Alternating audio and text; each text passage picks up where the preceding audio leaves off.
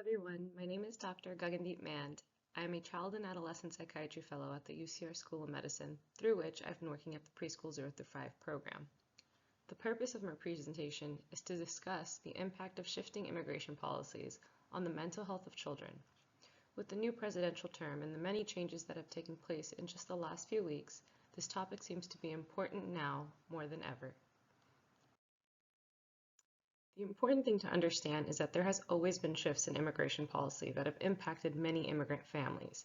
This is not the first time, therefore there is information that we already have access to in terms of what can be anticipated.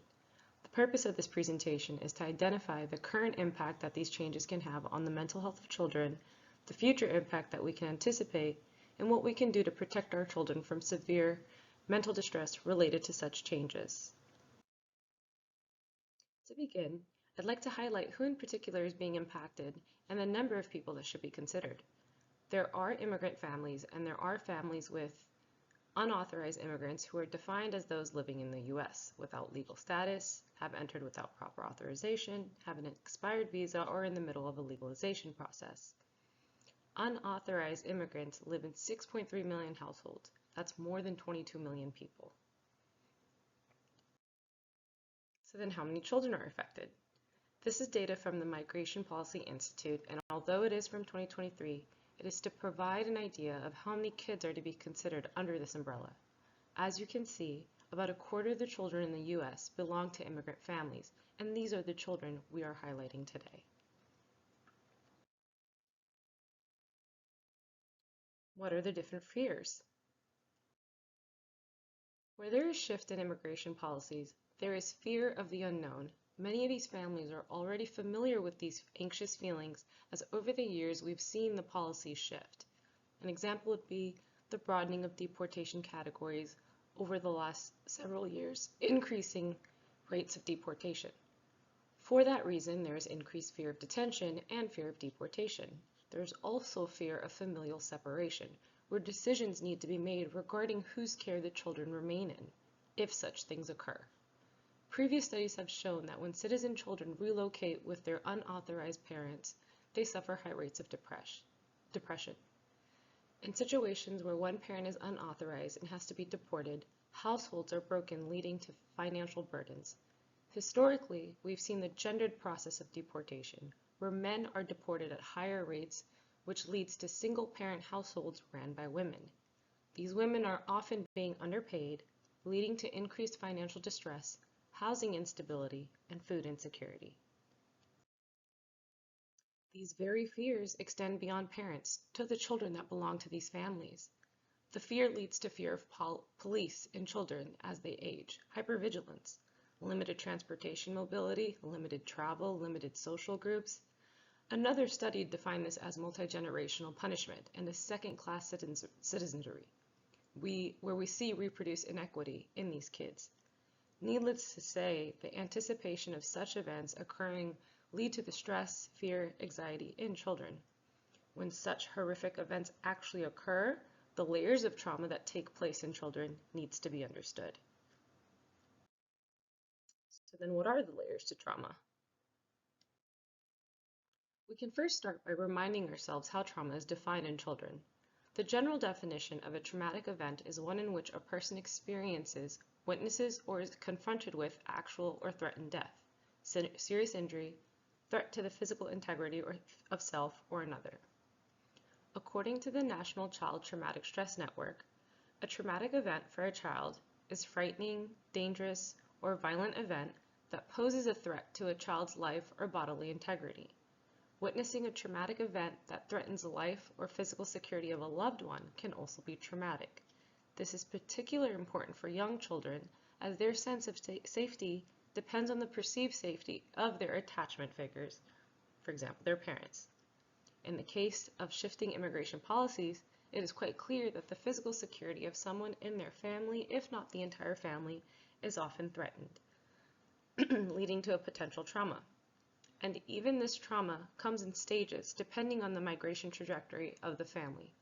There can be affiliated generational trauma that needs to be considered. Exposure to traumas and poverty in one's home country may place immigrants at greater risk for re-traumatization and other mental health difficulties going forward. These populations are already at a greater risk for depression and PTSD. This slide shows the types of traumas that immigrants are typically escaping from, the traumas they may endure en route, and what they experience, some of which we've already started discussing, in potential hostile environments of a new country. Exposure en route have also been linked to greater rates of depression, anxiety, and PTSD. Reading of the list of traumas that may occur once you've migrated to a new country, some we've already discussed. Poor living conditions, financial instability, but others, such as discrimination, we have not. Discrimination leads to children having lower self-esteem, internalizing symptoms, and reflecting problematic negative behaviors. Lack of access to education and services due to restricted access further leads to perpetuating these issues. All of these issues combined lead to anxiety, mistrust, and isolation. This slide highlights common presentations in children following the trauma of parental separation, which includes depression, nightmares, issues with eating, issues with school performance, social withdrawal, and internalization of issues. As mentioned earlier, deportation of a parent can lead to the breaking up of a household, leaving all the responsibility to a single parent. In such cases, older children become parentified to assist in managing the responsibilities, financial burden. This often leads to these older siblings feeling burdened, their school performance declining, and their relationship with their parents becoming strained. So what can we do? An article published in the Parenting Science and Practice Journal reviewed developmentally challenging circumstances and what parents may be able to do to assist their children in such times. In the article, these circumstances were defined as conditions that pose direct harm, disturb emotional security, and disturb any existing coping strategies or the ability to utilize new ones. Some examples of these circumstances included, but aren't limited to, war, natural disasters, sexual predation, divorce. The article suggested 6 main roles a parent has in ensuring their child's well-being, which are listed on this slide: providing safety and sustenance, social and emotional support, stimulation, surveillance, structure, and social connectedness. I would like to relate this to the effects of shifting immigration policies and how all 6 of these tasks become extremely challenging for parents when the safety of the family is at risk, with increased rates of deportation leading to the very valid, justified fears. I will be focusing on number 2, which is the task of providing social and emotional support and how parents can do so. The items listed on this slide are pulled from that very research article that found that these actions were beneficial and protective against kids in various challenging circumstances. Creating strong bonds with caregivers have proven to be protective amongst kids in violent situations, for example. Similarly, family cohesion and togetherness is another way to provide social and emotional support. Allowing children to be a part of conversations related to contingency planning has shown to create more positive feelings in children as opposed to negative. Actively engaging with children, encouraging children to express their feelings, inquiring, reassuring, and answering questions about the potential changes has also proven to help ease anxious feelings in times of uncertainty. Last on this slide is modeling behaviors. During such challenging times, parents may unknowingly convey hopelessness with regards to the future, but creating an image of common purpose can help shift the child's perspective and believing in the manageability of the situation and further help regulate their emotions. Also to note is having a calm presence. This helps children process information efficiently and develop a realistic sense of dangers present.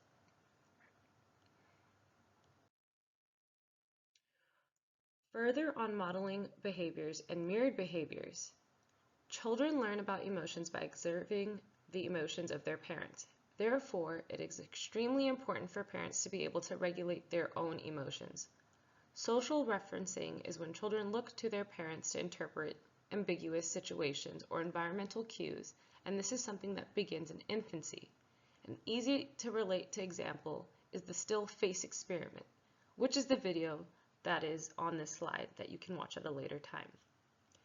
Takeaways from the video are the mirrored emotional responses and the way the babies regulate itself based on what mom's reaction is during the video. This can relate to studies that have shown children of anxious parents where the children have increased fear and avoidance. Children of depressed parents tend to show more negative emotions on average as opposed to positive. The capacity for adaptive emotion regulation in parents means the awareness of personal emotional experiences, the ability to ID one's own emotions and modulate them.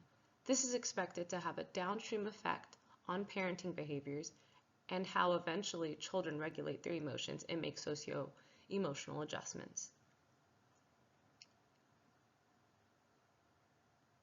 Perhaps it'll let me play the video. I guess not.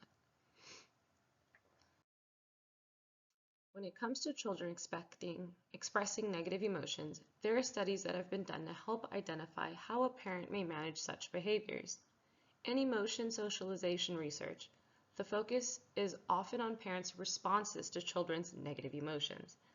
There are behaviors that can either improve or worsen children's recognition, expression, or regulation of emotion, and supportive behaviors include reflecting feelings, encouraging expression of emotion by labeling and describing them, guiding children to problem solve, and teaching containment.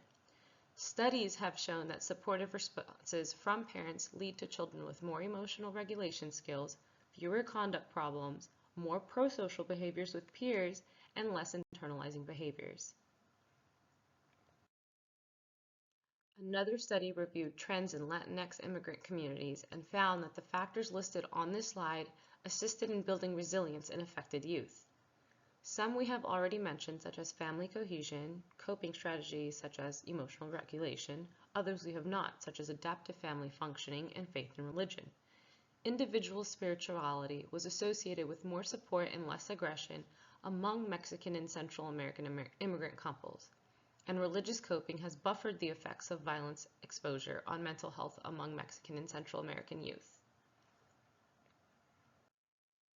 According to the American Psychology Association, there are 4 core components to building resilience: connection, wellness, healthy thinking, and meaning. Connection involves prioritizing relationships, such as families, and even joining support groups to avoid feeling isolation, and knowing you're not alone. Wellness, that involves physical and mental health. Healthy thinking, which involves keeping a realistic perspective, avoiding irrational thoughts such as catastrophizing or always thinking that the worst will happen, and accepting change, although that can be easier said than done. Finding meaning during this time, if you haven't already, can also help build resilience as you look for a purpose and help others. And lastly, the items listed on this slide are not always easy, and there are professionals you can reach out to seek mental health services such as therapy, support groups that offer guidance. Many services can be offered virtually, therefore it allows for flexibility. To wrap up this presentation, I'd like to share some resources and helpful handouts that were provided to me by our preschool clinic.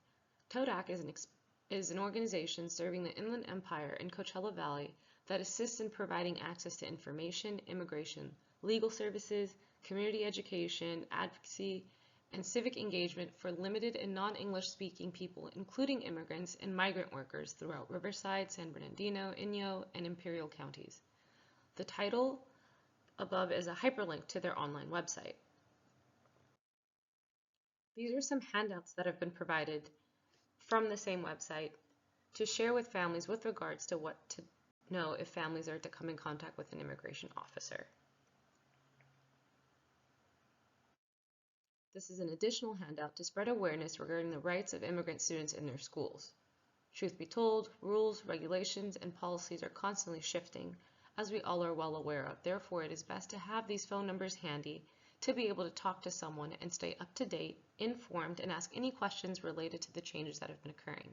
You want to be able to identify a trusted source to obtain up-to-date and verified information.